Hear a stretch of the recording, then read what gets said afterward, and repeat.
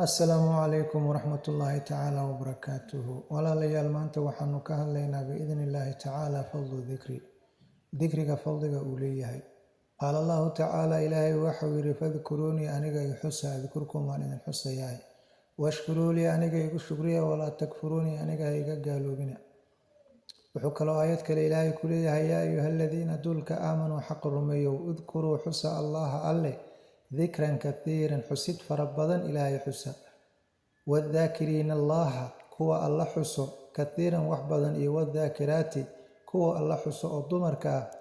أعد الله إلهي وأدياري اللهم يقى مغفرة تنبداف وأجرا إيا أجر عظيما ووين واذكر حس ربك ربك في نفسك النفس هذا تضرعا أذيك أمارتا تضرعا وخشوعا وخيفة هذا عبسناي ودون الجهر أذيكون لجهرين من القول هذا الكي بالقدو أرورتي ولا صالح قلبك ولا تكون كم النقون من الغافلين كوها المانسن ذكرك إلهي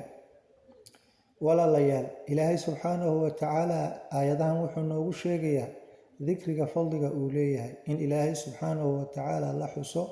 وناقا إيو خير كفرها بدن إيكجرو آياتك واز وحي نوت المانتي إلهي إنو يري فاذكروني أذكركم يعني إلهي وحليه أنيقا إحسا أنه أذن حسيا فوائد لغا هلايا ذكرك إلهي محاكم إذا إلهي مركز حسته إنو أساقنا كو حسو ووحن لهي الكريم سيدو كالي igu shukriya buu dhahay hana igu gaaloobina nicmo kasta oo naysano ilaahay xaqiisa inooga timi subxaanahu wa tacaala marka waa inaan isaga ugu shukrinaa oon markaa uga mahadnaqnaa oona ka gaaloobin sidoo kale ilaahay wuxuu na farayaa kuwa xaqa rumeeyo wuxuu yidhi ilaahay xusa in badan haddana wuxuu yidhi ilaahay kuwa xusa kuwa ragga ee allah subxaanahu wa tacaala xuso in badan iyo kuwa dumarka ee allah xuso ilaahay wuu u diyaariyey kuwa iyaga dembi dhaaf iyo ajri weyn waana jannada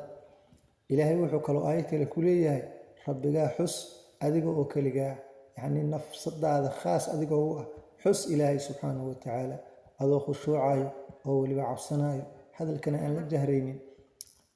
hadalka adoon la jahraynin aroortii iyo galabkii ha ka mid noqonin buu yidhi ilaahay subxaanahu wa tacaala wuu nooga digayaa inaan ka mid noqono kuwa kaafiliinta